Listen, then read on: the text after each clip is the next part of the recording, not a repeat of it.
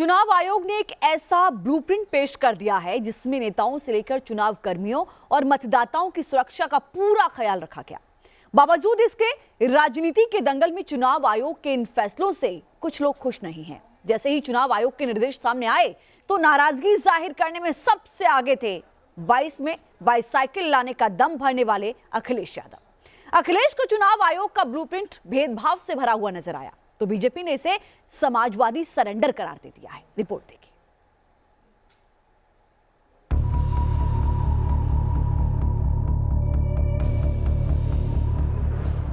रैलियां नहीं होंगी, डिजिटल प्रचार होगा, रोड शो पर पाबंदी, वर्चुअल सभाओं की नसीहत, कोई भीड़ भड़क्का नहीं, 5 आदमियों के साथ डोर टू डोर कैंपेन।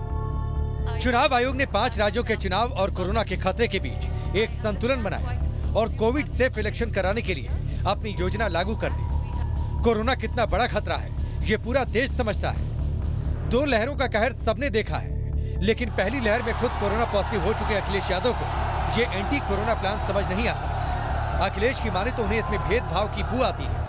इससे हमारी अपील होगी कि अगर वर्चुअल रैली या इस तरह के फैसले ले रही है तो जिन पॉलिटिकल पार्टीज के पास इतना स्ट्रॉन्ग इंफ्रास्ट्रक्चर नहीं है, मजबूत इंफ्रास्ट्रक्चर नहीं है, उनकी मदद के लिए कुछ न कुछ व्यवस्था की जाए।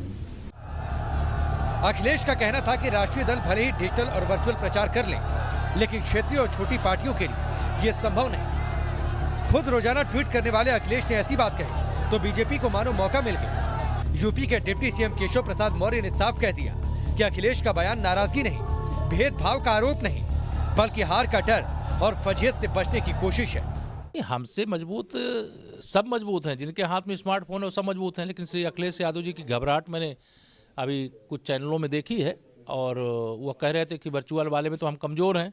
तो मैंने कहा चलो साहस के लिए सराहना करूंगा, क्योंकि वो हिम्मत के साथ चुनाव परिणाम आने से पहले अपनी कोरोना सेफ इलेक्शन को लेकर तैयार की गई गाइडलाइंस को लेकर सवाल उठाने वाली सिर्फ समाजवादी पार्टी ही नहीं, इस लिस्ट में कांग्रेस का भी नाम शामिल है। कांग्रेस नेता तारिक अनवर को भी रैलियां रोकना, सभाएं रोकना कबूल नहीं। शायद तारिक अनवर भी कोरोना के खतरे को भूल गए या फिर जानते बूझते स्वीकार नहीं करना चाहते।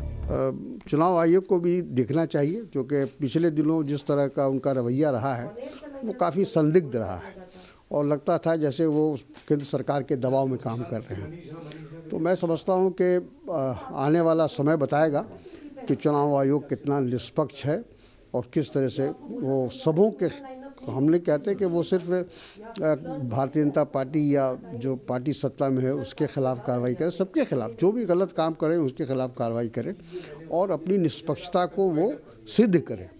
जिस उत्तर प्रदेश के चुनावी रण को लेकर ये सवाल उठाए जा रहे हैं, एक बार ऐतराज करने वाले नेता यहाँ कोरोना संक्रमण के खतरे को भी भांप लें।